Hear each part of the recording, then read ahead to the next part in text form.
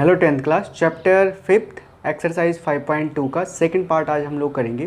Question number 2 तक हमने कर लिए थे पार्ट 1 में। अब पार्ट 2 में आज हम क्वेश्चन नंबर 3 से स्टार्ट करेंगे। क्वेश्चन नंबर 3 आप देखोगे स्क्रीन पर फ्लैश हो रहा होगा। इसमें 5 पार्ट हैं जो हमें सॉल्व करने हैं। एक तरीके से इसमें फिल इन द ब्लैंक्स है, बॉक्सेस दे रखे हैं, हमें बिटवीन नंबर्स उनके फिल करने हैं। तो फर्स्ट पार्ट देखिएगा, क्वेश्चन नंबर 3 फर्स्ट पार्ट 2 यहाँ पे ब्लैंक दे रखा है और फिर यहाँ पे है 26, मीन्स हमें यहाँ पे एक नंबर फिल करना है। तो ऐसे क्वेश्चन को करने के लिए काफ़ी बार टीचर्स क्या बताते हैं, फार्मूला बताते हैं, जो मैं कह रहा था आपको nth टर्म वाला फार्मूला, वो यूज़ करिए। लेकिन इससे भी इजी तरीके से हम ये वाला क्वेश्चन कर सकते हैं, या इसके जितने भी पार्ट हैं। इसके लिए आपको क्या करना पड़ेगा, कॉमन डिफरेंस लेट कर लीजिए पहले कि कॉमन डिफरेंस जो है वो कितना है, डी है। ये आप लेट कर लीजिए, कॉमन डिफरेंस इज डी। अब याद रखिए कल क्या बताया था, जैसे ये टर्म है ना, अगला वाला टर्म इससे क्या होगा, d ज़्यादा होगा, मीन्स यहाँ पे क्या आना चाहिए 2 + d। और फिर ये जब हम यहाँ जाएंगे तो इसमें d ऐड करना पड़ेगा हमें, तो ये हो जाएगा 2 + d। फिर से आपने d ऐड करा, सो इट इज़ 2 + 2d। तो ये जो 26 है ये एक्चुअली 2 + 2d है, ठीक है। और अगर कोई बच्चा ऐसा करना चाहता है first year, second year, third year, तो थर्ड टर्म का फार्मूला लगा के तब भी इतना ही आएगा। बट अमूमन ये देखा जाता है फार्मूला बच्चों को नहीं याद होता है, तो आप क्या कर सकते हैं, वैसे तो याद रखना है फार्मूला, विदाउट फार्मूले तो नहीं होंगे क्वेश्चन, बट फिर भी आप इसको इजी तरीके से भी सॉल्व कर सकते हो। तो अब देखिए 2 + 2d की वैल्यू आ गई 26। यहाँ से 2d will be equal to 26 में से 2 माइनस कर देंगे, सो ये आ जाएगा 24। 2d की वैल्यू आ गई 24, सो d की वैल्यू आ जाएगी 2 से डिवाइड कर लीजिए बोथ साइड 12। इसका मतलब ये हुआ जो कॉमन डिफरेंस है वो 12 है, मीन्स यहाँ जो बीच का नंबर है ना वो 2 + 12, 2 + 12 का मतलब है 14। तो बीच में जो नंबर होगा वो 14 है। तो यहाँ पे आपको क्या फिल करना था, 14 फिल करना था, ये इसका आंसर है, ठीक है। ऐसे करोगे। अब आपको लगेगा देखो ये तो हमने कर लिया विदाउट फार्मूला यूज करे हुए। अब जो ट्रिक मैंने बताया ना आपको, थर्ड फोर्थ फिफ्थ पार्ट में ज़्यादा इजी लगेगा इस तरीके से सॉल्व करना।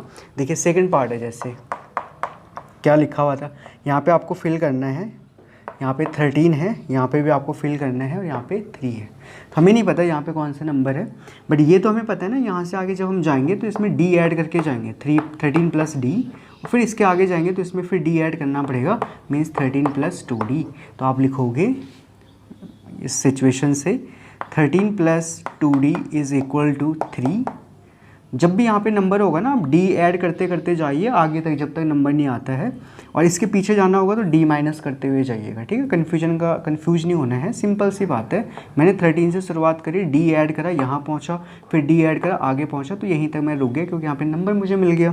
सो 13 + 2d तक ये हो गया था। ये किसके इक्वल आ रहा है, यहाँ पर जो नंबर है 3।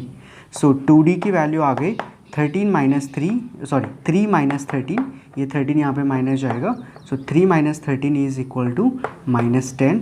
सो d की वैल्यू आ रही है हमारे पास -5, d इज़ -5, मतलब इसमें जो कॉमन डिफरेंस है वो -5 है।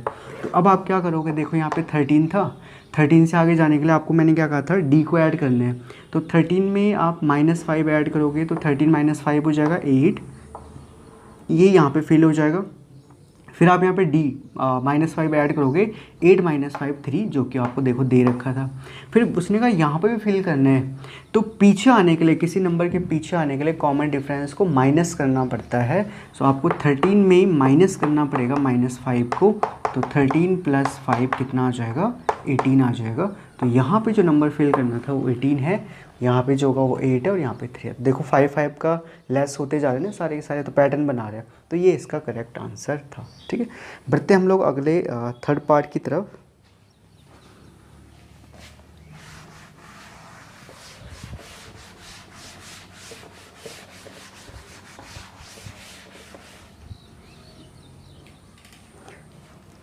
थर्ड पार्ट में आपको, आप देखिएगा यहाँ पे दे रखा है 5, यहाँ पे ब्लैंक है, यहाँ पे ब्लैंक है, और यहाँ पे दे रखा है 9.5। 9.5 को पहले सिंप्लीफाई कर लो, 9 × 2 = 18 + 1 19/2, ठीक है, इतना हम लिख सकते हैं। अच्छा, अब यहाँ पे अगर हम यहाँ पे जाएंगे ना तो ये d ज़्यादा होगा, 5 + d है ना। फिर इसके आगे जाएंगे, d ऐड करोगे 5 + 2d। फिर हमें इससे भी आगे जाना है, तो ये हो जाएगा 5 + 3d। इसका मतलब 5 + 3d जो है वो किसके इक्वल है, जो हमने यहाँ पे दे रखा था 19/2। इस 19/2 को आप ऐसा भी तो लिख सकते हो 9 2 18 9.5, इतना लिख सकते हैं पॉइंट में, कोई इशू नहीं है। सो 3D विल बी, देखो 9.5, इस 5 को यहाँ माइनस कर लीजिए, सो इट इज़ 4.5। नाउ डी की वैल्यू 3 से डिवाइड करना आपको बोथ साइड, तो इसको जब आप डिवाइड करोगे 1 पॉइंट यह जगह 5, 1.5, डी की वैल्यू कितने आ गए 1.5। अब हम इन डब्बों को, यहाँ पे जो डब्बे दे रखे थे, इनको फिल कर सकते हैं। 5 से शुरुआत करनी है, 5 से आपको ये डी ऐड करना पड़ेगा। डी में अगर आप 1.5 ऐड करोगे 5 में मतलब, तो ये आ जाएगा 6.5। फिर आपने इसमें 1.5 ऐड करना है, तो ये आएगा 8, है ना। और फिर आप इसमें क्या करोगे 1.5 ऐड करोगे, तो ये आ जाएगा 9.5, जो कि यहाँ पर था। तो इसका मतलब यहाँ बीच में जो डब्बे थे इनकी जगह पे आपने 6.5 या 8 फिल करना है। और अगर आपको लगता है नहीं फ्रैक्शन में करना है, तो आप फ्रैक्शन में रहने दीजिए। ये आपके पास आ जाएगा 65/10, इसको आप कैंसिल करिएगा, सो 13/2, 13/2 यहाँ पे आप लिखोगे। ये तो 8 है और ये आपका कितना था 19/2। इस तरीके से भी आप इसको कर सकते हो। बढ़ते हैं हमारे 4th पार्ट की तरफ, और जो बच्चे नोट कर रहे हैं वो स्क्रीनशॉट ले सकते हैं इसका। ओके, सो 4th पार्ट देखिए क्या दे रखा है। 4th पार्ट में आपको दे रखा है -4, देन ब्लैंक ब्लैंक, 4 डब्बे दे रखे हैं और लास्ट में 6 है। तो -4 से आगे बढ़ेंगे, डी ऐड करना पड़ेगा, -4 + डी, फिर डी ऐड करा, अब आप समझ चुके हैं, -4 + 2d, फिर आपने डी ऐड करा, यहाँ पर आगे जगह कम है, यहाँ पे -4 + 3d, और फिर इसके आगे जाएंगे तो यहाँ पे आएगा -4 + 3d, और फिर नेक्स्ट आगे आपके पास आएगा -4 + 4, सॉरी ये हो जाएगा 4d, और ये हो जाएगा 5d। ठीक है, इसका मतलब जो हमारा 6 आपके पास आ रहा है ना यहाँ पे, तो वो है -4 + 5d। ठीक, सो आप यहाँ पे लिखिएगा -4 + 5d = 6, इस तरीके से। ठीक है, कंफ्यूज नहीं होना है, मैं फॉर्मूला भी नहीं बता रहा हूँ आपको, बस मैं ये कह रहा हूँ कि आप डी ऐड करते जाइए, अपने आप आंसर आ जाएगा। सो 5d = इस -4 को आप 6 में ऐड करोगे, 6 + 4 10 आ जाएगा। सो d की वैल्यू आ जाएगी 10/5 मतलब कि 2। सो कॉमन डिफरेंस आ गया 2।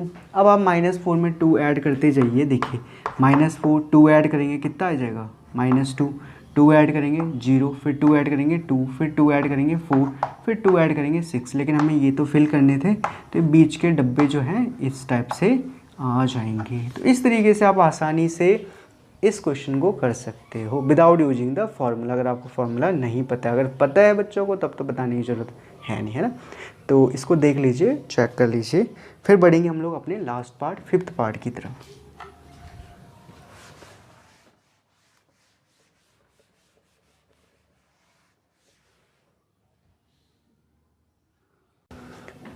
क्वेश्चन नंबर 3 का 5th पार्ट देखिए। यहाँ पे पहले एक ब्लैंक दे रखा है, देन 38, फिर 3 कॉन्जिक्यूटिव ब्लैंक्स हैं, ब्लैंक ब्लैंक ब्लैंक, और लास्ट में आपको दे रखा है -22।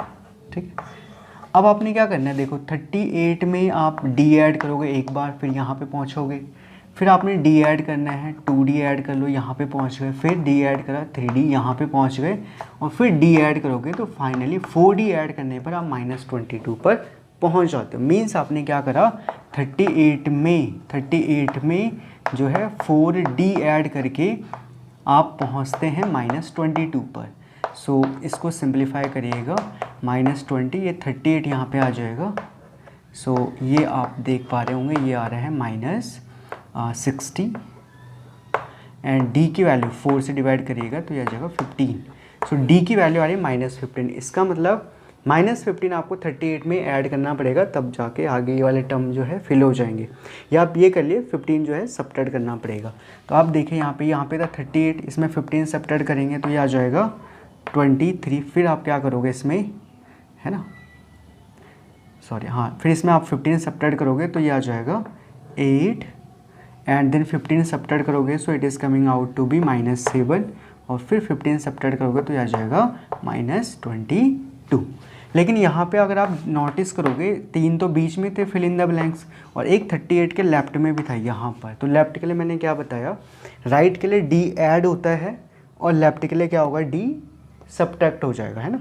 तो इसका मतलब हमें पीछे के लिए क्या करना पड़ेगा, 38 में से जो डी है वो सब्ट्रैक्ट करना पड़ेगा, लेकिन डी तो ऑलरेडी नेगेटिव था। तो आप देखिए 38 माइनस माइनस प्लस 15, सो ये आ रहा है आपके पास 53। तो लेफ्ट में जो नंबर है वो कितना है, 53। बाकी बीच में जो नंबर है वो ये है, इनको आप नोट कर लीजिए। कोई डाउट है कमेंट सेक्शन में मुझे बता सकते हैं। तो इस तरीके से करना था, इसका स्क्रीनशॉट जो लेना चाहते हैं ले लीजिए, ठीक है, ओके।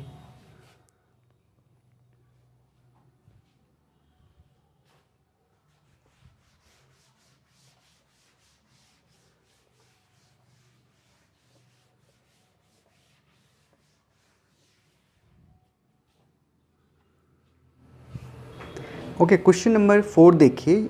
इस टाइप का एक क्वेश्चन डेफिनेटली एग्जाम में आता है। Which term of the AP is 78। एक एपी दे रखा है आपको 3, 8, 13, 18 dot dot dot so on. इसका कौन सा टर्म जो है वो 78 है, मतलब 78 का नंबर कौन सा होगा।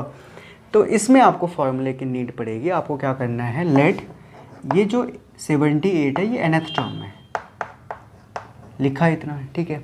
अब ए एन का फॉर्मूला मैंने कल बताया था, आपको याद रखना है a plus n minus 1 into D. ये फॉर्मूला सभी को याद रखना है, ठीक है। अब यहाँ पे क्या है, ये a जो है ये फर्स्ट टर्म है, d जो है वो कॉमन डिफरेंस है, ठीक। तो a हमारा कितना आएगा, सीरीज में देखो आप, a की वैल्यू जो पहला टर्म है यहाँ पे सबसे पहले कौन लिखा है 3, तो a की वैल्यू आ गई 3। डी कैसे निकलेगा, डी निकालने के लिए आपको सेकंड में से फर्स्ट को माइनस करना पड़ेगा। मींस 8 माइनस 3 करोगे तो ये आ जाएगा 5। आगे कॉमन डिफरेंस, ये वैल्यूज आपको इस फॉर्मूले में रखनी है जो यहाँ बीच में फॉर्मूला है।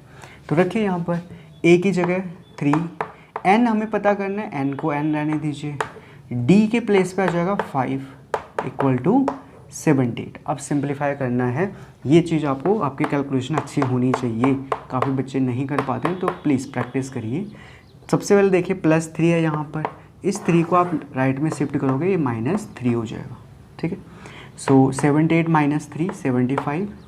अब आप देखो n-1 इंटू 5 है, तो आप दोनों साइड 5 से डिवाइड कर लीजिए। क्यों, ये लेफ्ट में 5 कैंसिल हो जाएगा और ये हो जाएगा आपके पास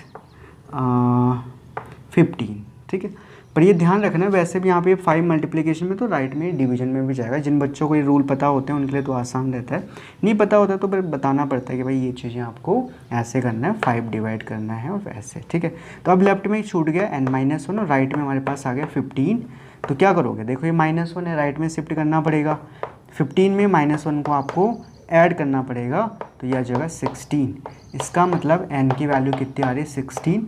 तो हमने बता दिया कि 78 इस AP के 16th टर्म होगा, मतलब 16th पोजीशन पर 78 वहाँ पे मौजूद होगा, ठीक है। तो इस तरीके से करना था ये क्वेश्चन। फार्मूला पता होना चाहिए, विदाउट फार्मूले ये क्वेश्चन नहीं होगा। इस फार्मूले को याद रखना है, यही इसका की है इस क्वेश्चन का, ठीक है। तो आप इसको नोट कर सकते हैं, स्क्रीनशॉट ले लीजिए। फिर बढ़ते हम लोग नेक्स्ट क्वेश्चन की तरफ।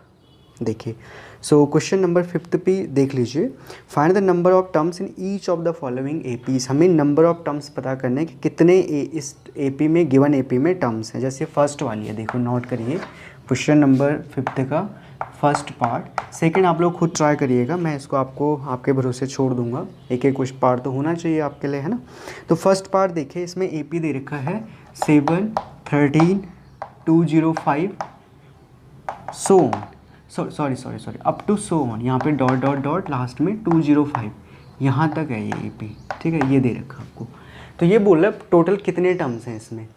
तो भाई कितने टर्म्स होंगे, देखो अगर ये 7 पहला टर्म है, 13 दूसरा टर्म है, और मुझे ये पता लग जाए ये 205 अगर हमें मुझे पता लग जाए कि इस नंबर पर है, मतलब चाहे कुछ भी होगा इसका नंबर, जैसे 40 है, 40th नंबर पे है। हालांकि ये आंसर नहीं है, आंसर तो अभी हमें निकालना है, बट मैं सपोज कर रहा हूँ कि 40th पोजीशन पर है। तो टोटल टर्म्स इस एपी में कितने हो जाएंगे, 40 हो जाएंगे। तो लास्ट टर्म का नंबर निकालना है कि लास्ट टर्म कौन से नंबर पर है। तो लेट करेंगे कि जो लास्ट टर्म है वो nth नंबर पर है, तो an ले लेंगे उसको 205। an मीन्स nth टर्म, ठीक है, कल बताया था। सो an का फॉर्मूला है a plus n-1 into D. ये है 205 के इक्वल।